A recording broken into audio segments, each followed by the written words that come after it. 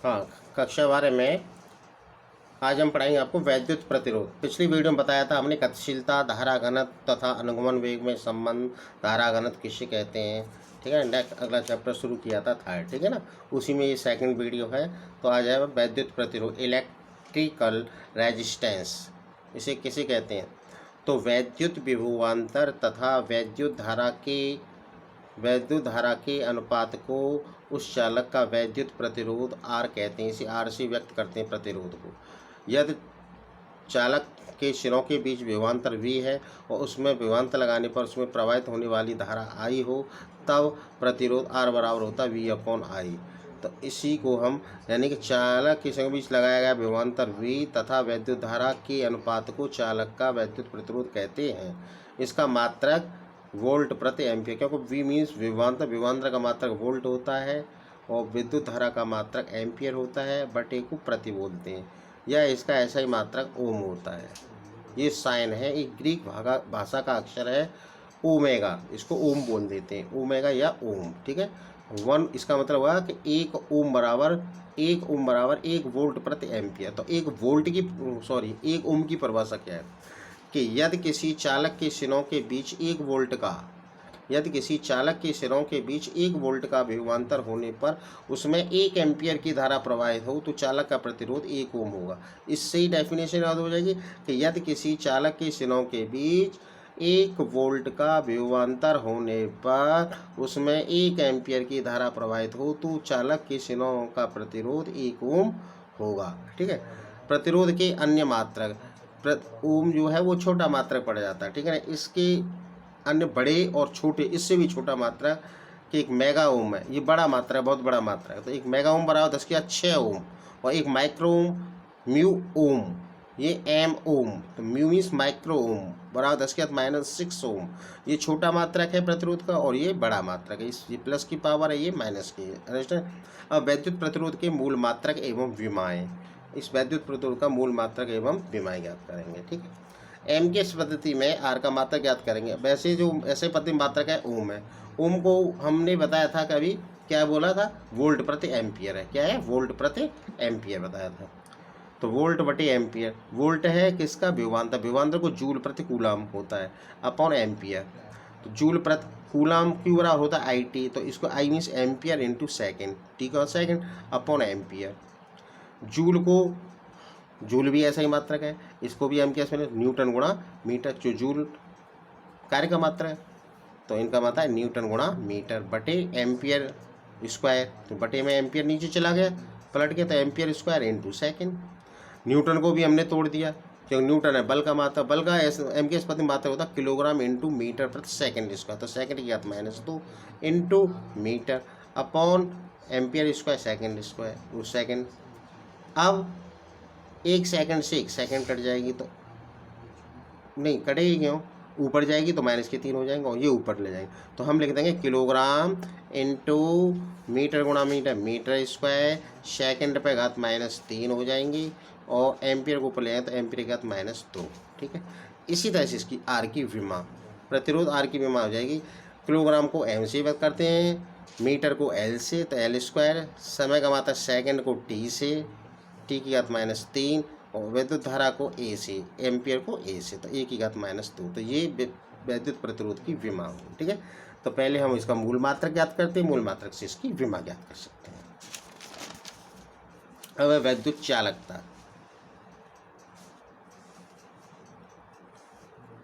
Electrical conductivity या conductance, वैद्युत प्रतिरोध के व्युत्क्रम को वैद्युत चालकता कहते हैं। तो वैद्युत चालकता और 1/r, क्योंकि वैद्युत प्रतिरोध के व्युत्क्रम को वैद्युत चालकता कहते हैं। ऐसा ही पद्धति वैद्युत चालकता का मात्रक मोह है, मोह MHO, क्योंकि ओम को लिखते हैं OHM, ओम, ओम का उल्टा कर देंगे जैसे OHM, ओम का उल्टा हो जाएगा मोह, MHO, तो मोह या ओम इनवर्स या साइमन। तो ये हमारे वैद्युत चालकता के मात्रक है। वैद्युत चालकता की विमा जो प्रतिरोध की विमा थी उसकी उल्टा हो जाएगा, विपरीत, यानी m की पावर -1, l की पावर -2, t की पावर 3, a की पावर 2। ये दोनों माइनस की थी वहाँ, यहाँ प्लस की हो गई, ये दोनों प्लस की थी, यहाँ पर माइनस की हो गई। अंडरस्टैंड। अब आता है ओम का नियम, जो आप कक्षा 9th में पढ़ चुके हैं, क्लास 9th में भी पढ़ा होगा। ओम का नियम, ओम्स लॉ। ओम एक वैज्ञानिक थे, उन्होंने चालकों से संबंधित क्या परिवर्तन होता है उसमें संबंधित एक नियम बताया। उन्होंने बताया कि यदि किसी चालक की भौतिक अवस्थाएं जैसे ताप, दाब आदि, ठीक है, न बदलें तो चालक के सिरों पर लगाया गया विभवांतर V तथा उसमें बहने वाली धारा I का अनुपात नियत रहता है, अर्थात V/I बराबर नियतांक। यह नियतांक ही वैद्युत प्रतिरोध R है, अर्थात V/I = R, या क्रॉस गुणा कर लेंगे तो V = IR। यही ओम का नियम है। अब V तथा I विभवांतर, वैद्युत विभवांतर तथा वैद्युत धारा के बीच जब हम ग्राफ खींचते हैं तो हमें एक सरल रेखा प्राप्त होती है। तो यदि हम V तथा I के बीच ग्राफ खींचें तो एक सरल रेखा प्राप्त होती है। ओम का नियम केवल धातु चालकों के लिए ही सत्य होता है। धातु मीन्स जैसे कॉपर है ना, यानी आयरन है, लोहा है, कॉपर, ये एल्यूमिनियम, उनके लिए सत्य है। तो जैसे जैसे हम विभवांतर बढ़ाते जाते हैं तो धारा भी उसी अनुपात में बढ़ती जाती है, धारा भी बढ़ती जाए। जैसे हम विभवांतर बढ़ाते जाएंगे, एक्स अक्ष पर विभवांतर लिया, वाई अक्ष पर वैद्युत धारा ली। जब हमने जैसे मान लो 1 वोल्ट बढ़ाया तो 1 एम्पियर धारा बढ़ी, 2 वोल्ट बढ़ाया तो 2 एम्पियर धारा बढ़ी, 3 वोल्ट बढ़ाया तो 3 एम्पियर धारा। तो इस तरह से हमें एक सरल रेखा प्राप्त होती है। अंडरस्टैंड। अब अनुगमन वेग के आधार पर ओम के नियम की व्युत्पत्ति, ये इंपॉर्टेंट है, डेरिवेशन है, 5 नंबर का लॉन्ग क्वेश्चन आता है। ठीक है, हम किसके अनुगमन वेग के आधार पर ओम के नियम की व्युत्पत्ति यानी उत्पन्न करना, सिद्ध करना ओम का नियम हम जानते हैं किससे कि अनुगमन वेग तथा वैद्युत धारा में संबंध से I = NeAVD। समीकरण नंबर 1, यदि तार की लंबाई L तथा उसके सिरों के बीच विभवांतर V है तब तार के प्रत्येक बिंदु पर वैद्युत क्षेत्र की तीव्रता, अब हम जानते हैं E = V/L। वहाँ पर अगर दूरी D हो तो E = V/D होता है। तो E यहाँ पर L है दूरी, तो E = V/L। अब इलेक्ट्रॉन पर आरोपित बल, जब इलेक्ट्रॉन है खींचा तो इलेक्ट्रॉन पर आरोपित बल कितना हुआ, F = E × E। Means electron का आवेश और E वैद्युत क्षेत्र की तीव्रता। तो E = V का मान, E का मान हमने यहाँ से लगाया था V/L, तो F = EV/L। यदि इलेक्ट्रॉन का द्रव्यमान m हो तब इस बल के कारण, यदि इलेक्ट्रॉन का द्रव्यमान m हो और इस बल के कारण इलेक्ट्रॉन में उत्पन्न त्वरण त्वरण बराबर होता है बल बटे द्रव्यमान, क्योंकि F बराबर होता है ma, m × a, तो A = F × m। F का मान हमने यहाँ से लगा दिया EV/m × L, L हमारा है। ये समीकरण नंबर 2। अब यदि किसी इलेक्ट्रॉन की धन आयनों से हुई दो क्रमागत टक्करों, यदि किसी इलेक्ट्रॉन की धन आयनों से हुई दो क्रमागत टक्करों के बीच का समय अंतराल टाउ है तो इलेक्ट्रॉन के वेग में a की वृद्धि होगी। टाउ क्या है, श्रांतिकाल है, दो टक्करों के बीच लिया गया समय अंतराल या टाउ, ठीक है ना, समय अंतराल को बोलते हैं श्रांतिकाल। तो a होगी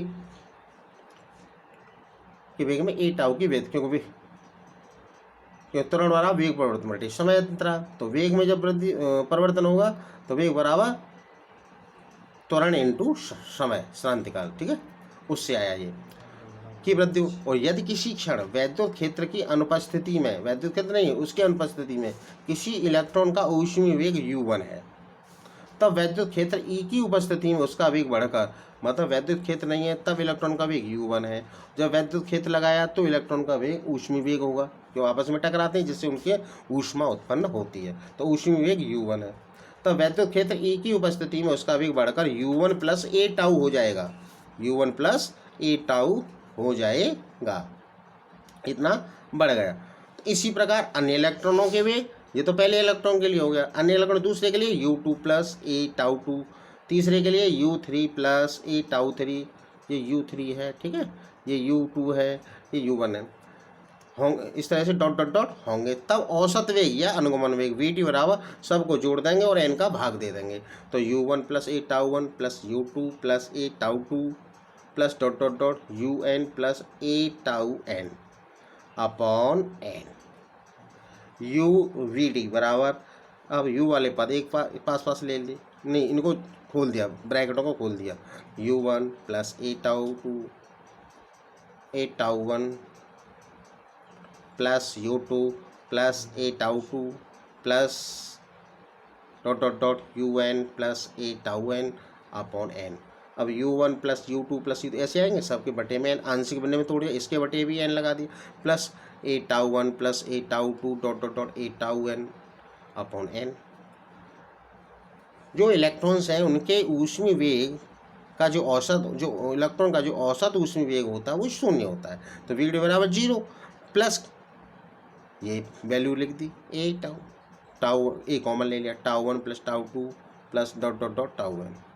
वी डी बराबर ए इंटू टाउ, ये टोटल टाउ इन श्रांतिकालिक, चूँकि जहाँ पर टाउ बराबर है tau 1 plus tau 2 plus tau plus dot dot dot tau n upon n, तो इसकी जगह पर हमने टाउ ले लिया टोटल इनका सम। समीकरण 2 से ए का मान समीकरण 3 में रखने पर, समीकरण 2 हमारा ये था ए का, ये वाला, तो ए बराबर है e v upon m into l, ये मान हम किस में रख देंगे, इसमें रख देंगे एक, समीकरण 2 से ए का मान समीकरण 3 में रखने पर इस वाले में, तो वी डी बराबर ए का मान है e v upon m l into tau, या ई क्योंकि वी अपॉन एल बराबर है ई के, तो e capital e upon m into tau. यह वी डी किसमें, और यह अनुगमन वेग, श्रांतिकाल तथा विभवांतर में संबंध है, तथा ऐसी भी लिख सकते हैं, यह अनुगमन वेग, श्रांतिकाल तथा वैद्युत क्षेत्र की तीव्रता में संबंध है, ठीक है ना, ये दोनों।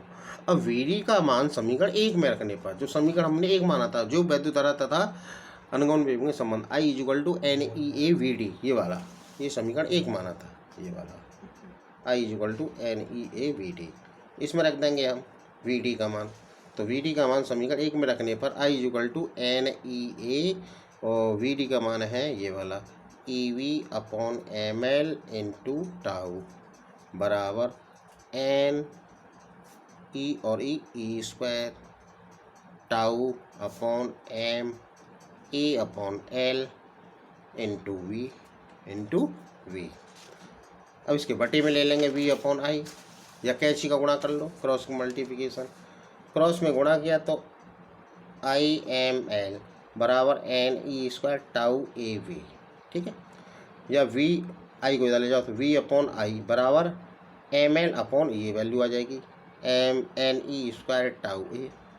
यहाँ पर ये पूरी राशि है, एक नियतांक होती है, तो यहाँ m l upon n e square tau a एक नियतांक है जिसे तार का प्रतिरोध आर कहते हैं, तो V upon I is equal to इस पूरे पद की जगह पर ले लिया आर, और वी अपॉन आई बराबर आर होता है ओम का नियम, यही ओम का नियम है।